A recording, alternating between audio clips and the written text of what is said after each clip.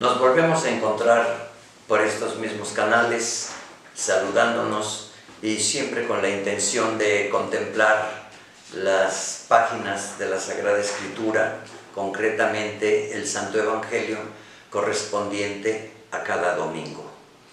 Hoy, domingo 13 de febrero del año 2022, contemplamos ya el sexto domingo ordinario de la liturgia de la Iglesia, que da pie a toda una semana y que corresponde ya al ciclo C, como diciendo, vamos adelantando en la escuela, en los grados de enseñanza, y por lo mismo nuestra reflexión, pues tratamos de llevarla un poquito más a fondo para que quien nos escucha vaya también creciendo, esa es la intención, creciendo en su vida espiritual y en su compromiso de su vida cristiana. Bien, hoy tenemos tres lecturas extraordinarias y el Santo Evangelio, como una continuación del Evangelio de San Lucas, que hemos venido reflexionando, ya ahora en el capítulo sexto, vamos en el capítulo sexto del Evangelio de San Lucas, encontramos una página que se considera de las páginas de oro, porque nos va a hablar de lo que ordinariamente conocemos como las bienaventuranzas. También se le dio el nombre de el Sermón de la Montaña. Y en un estudio un poquito más avanzado, se le considera incluso la carta magna del cristianismo. Es decir, donde viene verdaderamente toda la aplicación de la vida de un cristiano que aspira a llegar a la vida eterna, sin olvidar que ya desde su bautismo pertenece al pueblo de Dios, es decir, al reino de Dios. El reino de los cielos, de los que tanto nos va a insistir nuestro Señor Jesucristo en todo su recorrido, en todas sus enseñanzas, en todas sus parábolas, nos estará hablando constantemente en lo que se refiere al reino de Dios. Ya el mismo San Lucas, en el libro de los Hechos de los Apóstoles, incluso insistiendo un poco en lo que nos decía al principio, nos va a decir todo lo referente al reino de los cielos. Y en eso debemos de centrar nuestra intención, nuestro carácter de cristianos, qué miras tenemos a la vida eterna y al reino de los cielos. El reino de los cielos, que no es solamente hablar ya de los tiempos finales o después de esta vida terrena, alcanzar, como decimos, el cielo. Si bien nos va, pero según nuestras obras, podríamos incluso quedar condenados o reprobados, para que no se oiga tan grave la palabra condenación, pero sí reprobados a los ojos de Dios. Bien, nos encontramos pues con la carta magna del cristianismo y conocido, repito, como las bienaventuranzas. San Lucas no le llama bienaventurados, sino dichosos, es decir, aquellos que encuentran la felicidad plena o que van en busca de la felicidad plena. Nuestro Señor Jesucristo nos empieza diciendo el Evangelio en este capítulo 6, del verso 17 en adelante, que Jesús descendió del monte juntamente con sus discípulos y sus apóstoles. Hace la distinción entre discípulo y apóstol. Discípulo es aquel que está en un proceso de formación y que entra en las disciplinas de lo que manda el maestro para formar nuestra persona, formarnos en la vida espiritual. Habla de una serie de disciplinas. El apóstol, en cambio, es aquel que va a quedar transformado para continuar la enseñanza del maestro. Podríamos decir, los maestros del pueblo de Dios que formó Jesucristo se llaman apóstoles, a quienes les dio incluso poder y autoridad.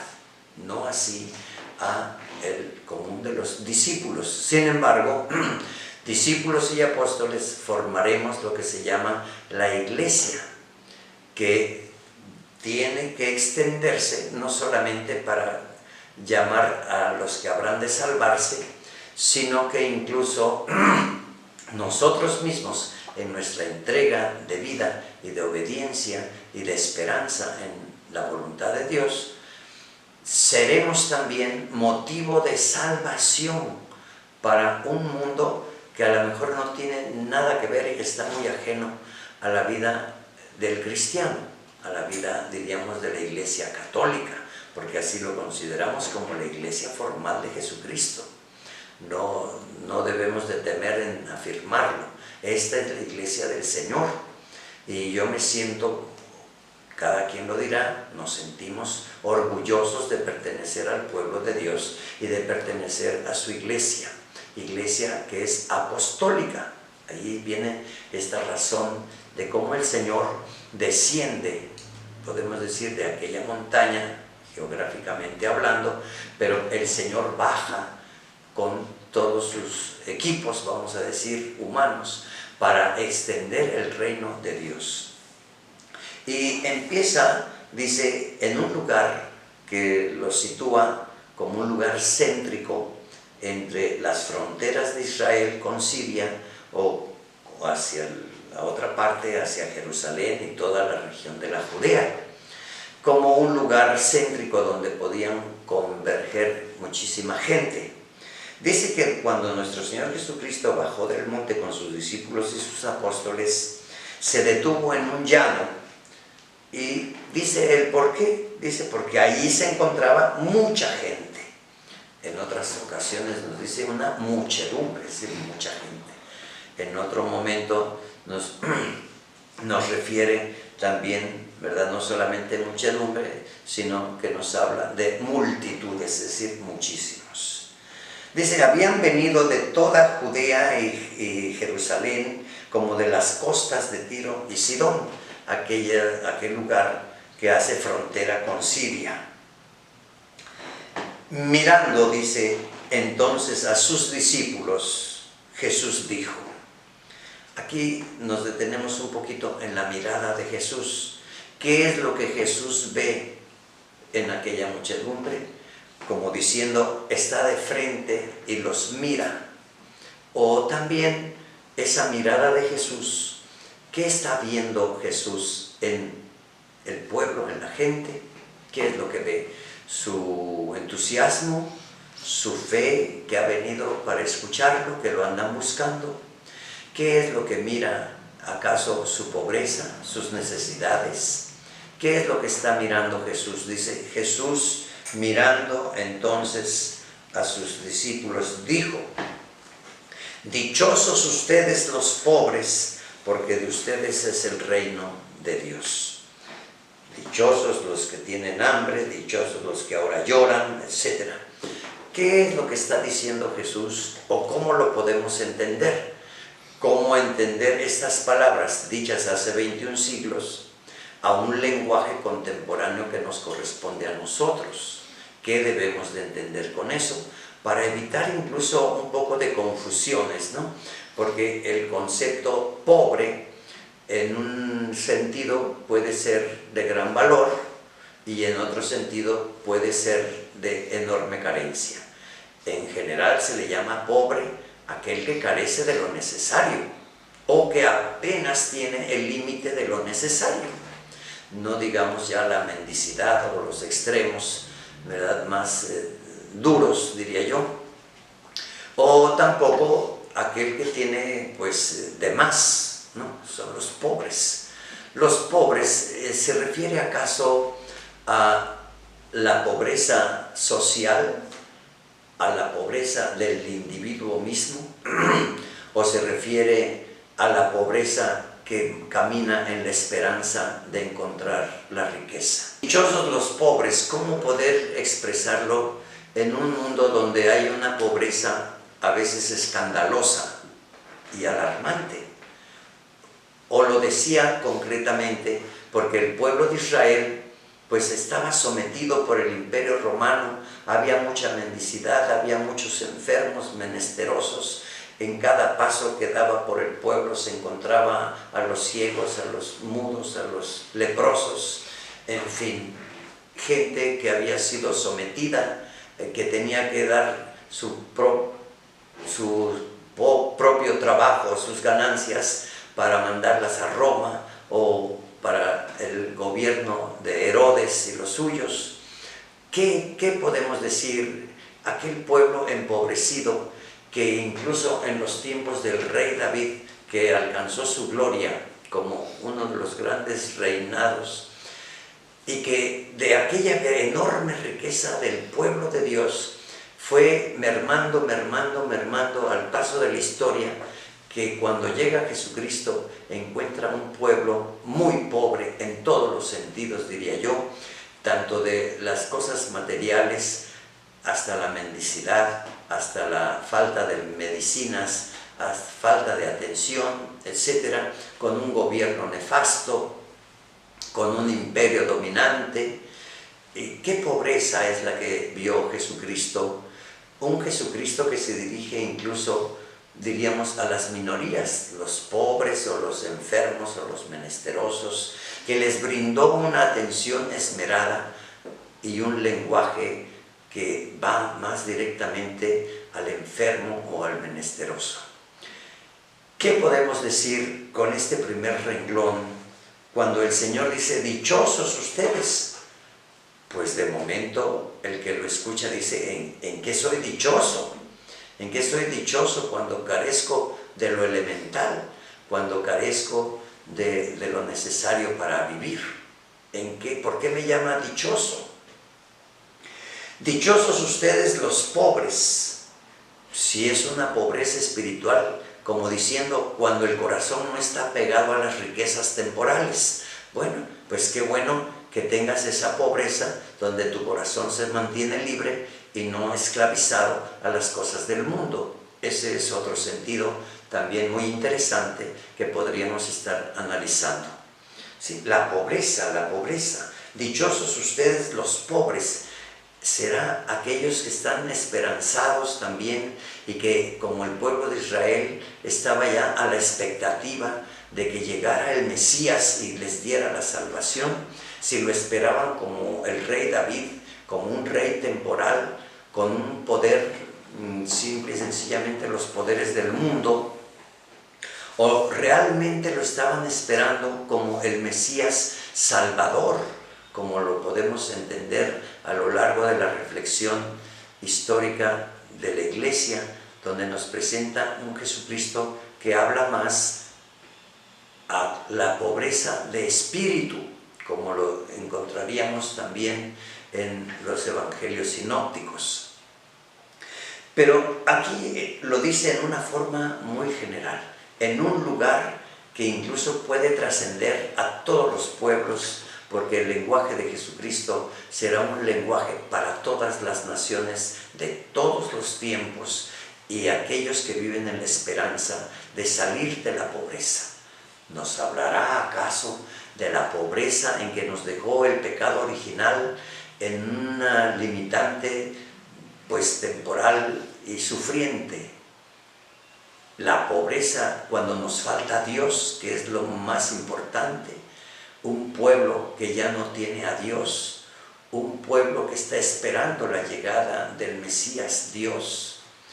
En fin, podemos ampliar esta reflexión, que lo mismo se refiere a la pobreza o al hambre o a los que lloran. En fin, estos renglones, estas palabras, nos deben de llevar a una reflexión cada vez más amplia. No quedarnos solamente pensando en aquel que le falta dinero o casa o cosas así un poco más temporales, ¿no?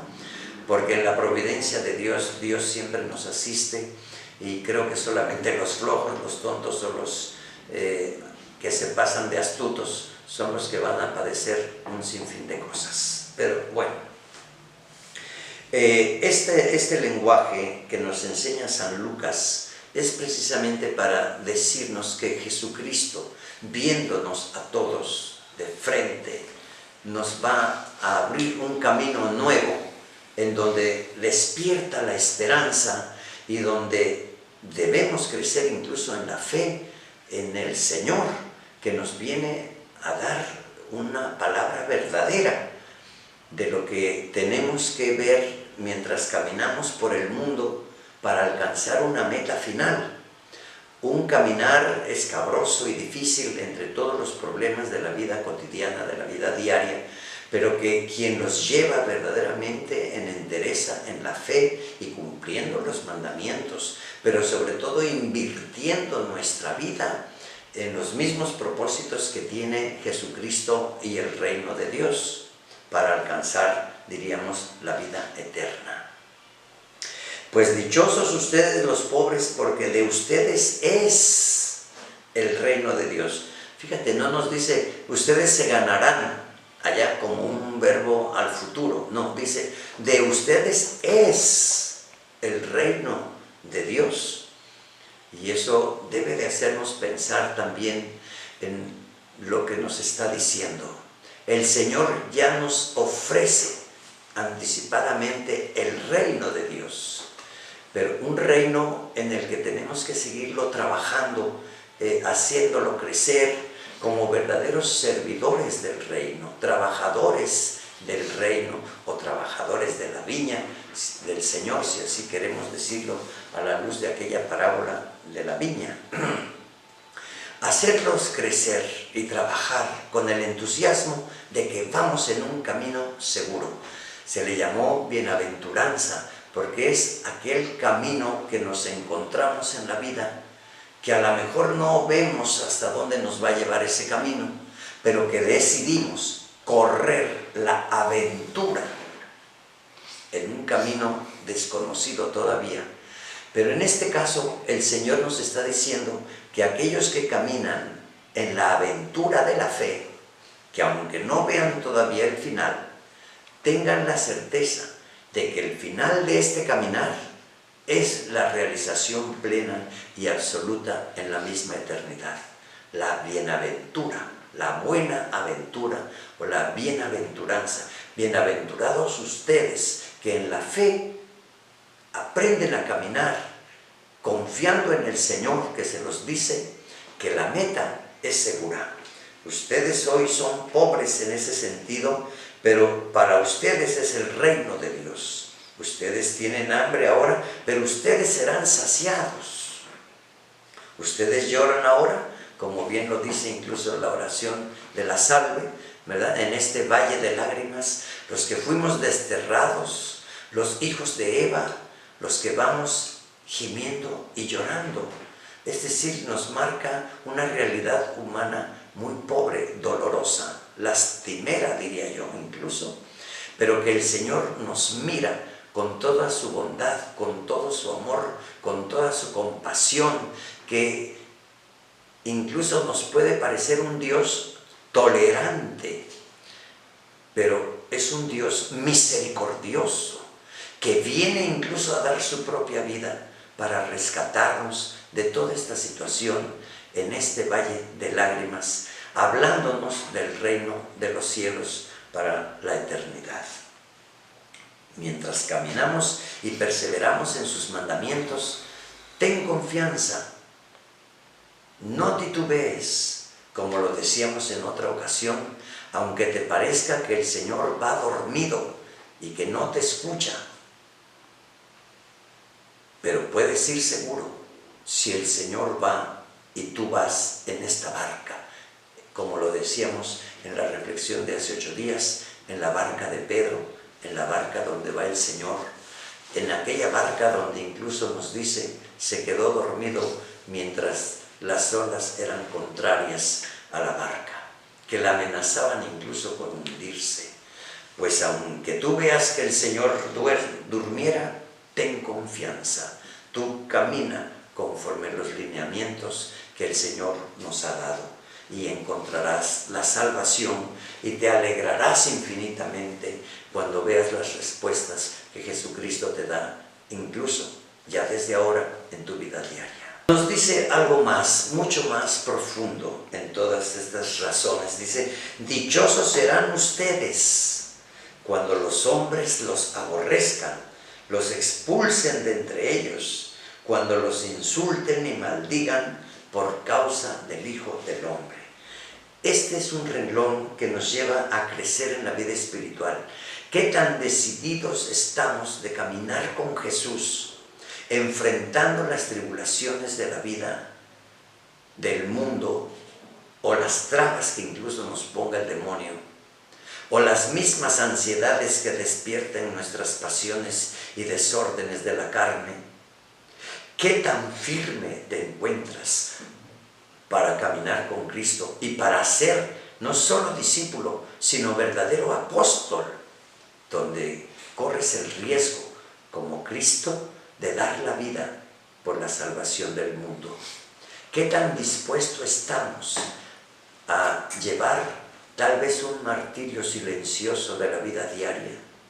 O tal vez cuando vengan las persecuciones y nos maten por causa de Cristo, confesando nuestra fe, como lo vemos en los grandes santos y mártires, o como lo reflexionamos el jueves pasado, cuando recordábamos a aquel niño de escasos 12, 14 años, que supo dar su caballo y su vida, y que supo verdaderamente luchar con un gran entusiasmo por la iglesia en México, ¿verdad? José Sánchez del Río, más conocido como Joselito, que incluso cuando más lo hostigaban como un ácido quemante, renuncia a tu fe, dales por su lado, rescata tu vida, y él decía, no, nada de eso. Al contrario, hoy estoy más contento, porque nunca ha sido tan fácil, ¿verdad?, alcanzar el cielo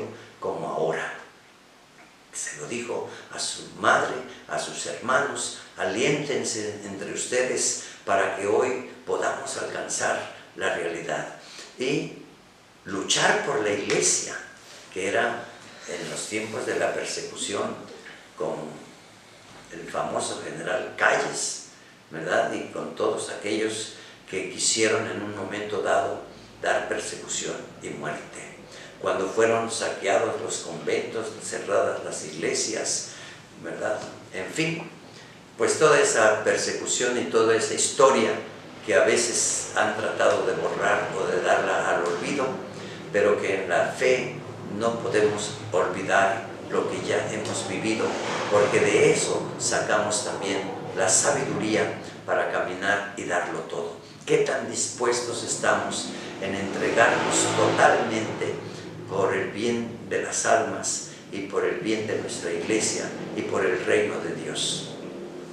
¿Estaremos firmes como se lo pidió Jesucristo en una ocasión a Santiago y a Juan, que se presentaron con su madre para pedirle que uno estuviera a su derecha y otro a su izquierda? Y Jesucristo les preguntó: ¿serán ustedes capaces de beber el cáliz que yo he de beber? Refiriéndose a su pasión y a su cruz. ¿Qué tan dispuestos estamos de beber con Cristo el cáliz que Él mismo ha bebido y consumado para nuestra salvación? ¿Qué tan dispuestos estamos incluso a dar la vida por Cristo, a pesar de que nos expulsen, se burlen, nos calumnien, nos maldigan, qué sé yo, hasta el martirio si fuera necesario?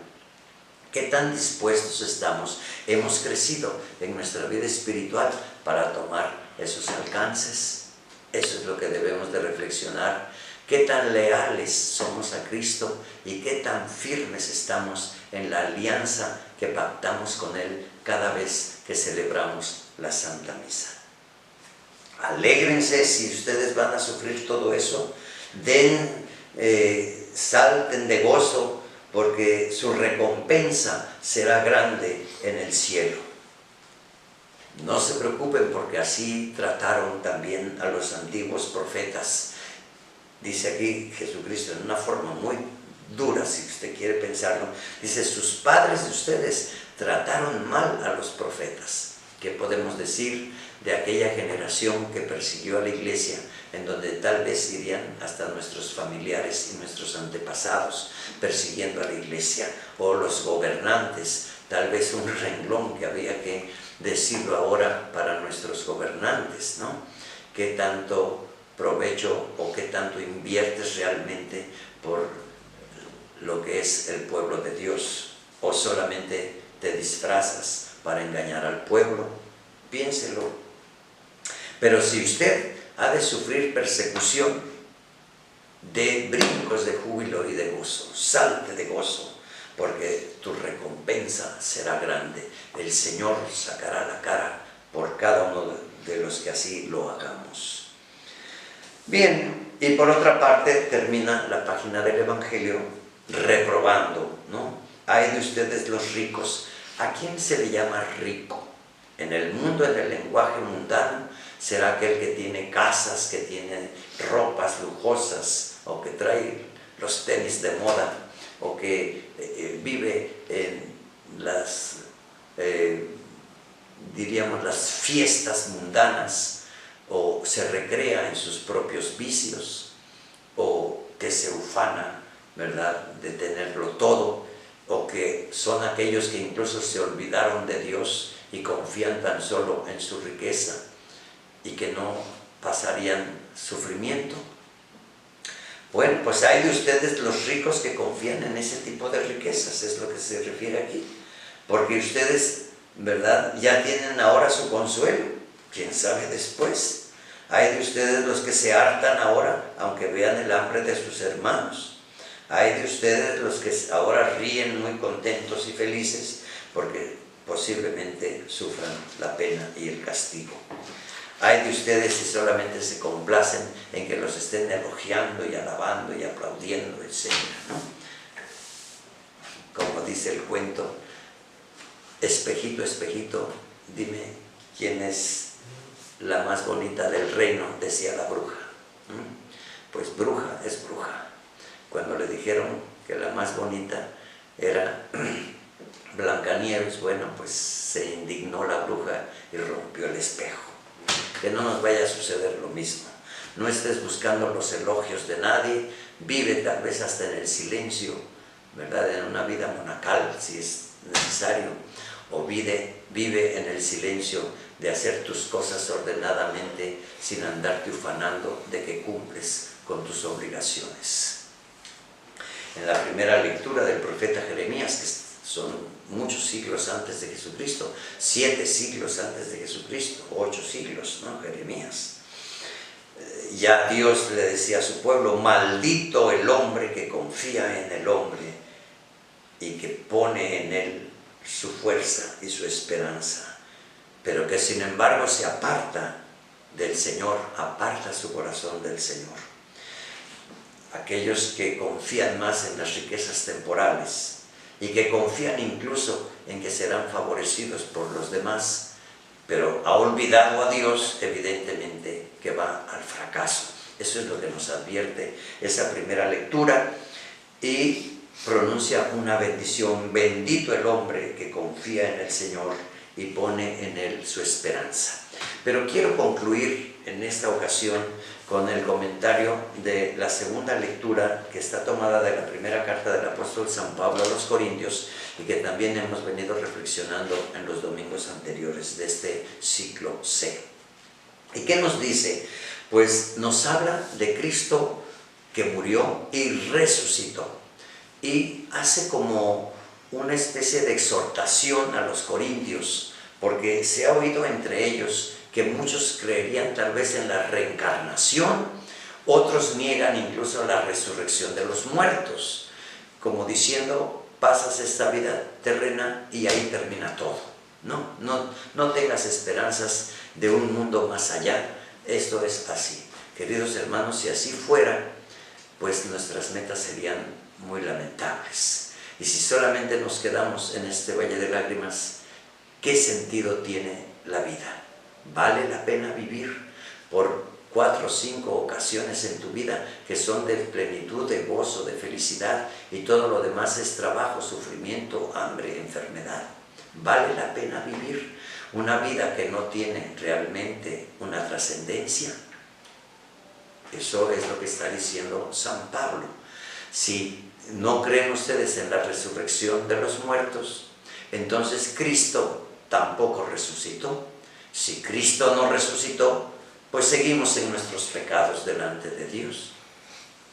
Y si esa es nuestra formación, pues entonces vana es nuestra fe, estaríamos creyendo en un muerto y seríamos los más estúpidos de la humanidad poner nuestra esperanza en un muerto. Pero feliz noticia, Cristo ha resucitado. Y eso es lo que nos alienta, porque en ese camino que Cristo nos abre, Él mismo como el camino, la verdad y la vida, también nosotros caminamos en la esperanza de la vida eterna. Quedémonos con esta reflexión y una vez más, por favor, suscríbase a este canal, tóquele a campana para que reciba oportunamente las notificaciones y dele ese famoso like que mucho nos favorece, nos ayuda para poder seguir caminando en estos medios. Pero más importante, diría yo, comparta esta reflexión con sus agregados, ¿verdad? En sus teléfonos, en su computadora, en su tablet, ¿verdad? Comparta estas enseñanzas simples, sencillas, no implican más, pero compártalas para que sea usted, desde su puesto, un verdadero catequista que también trabaja por el reino de Dios. Dios les bendiga en el nombre del Padre, del Hijo y del Espíritu Santo.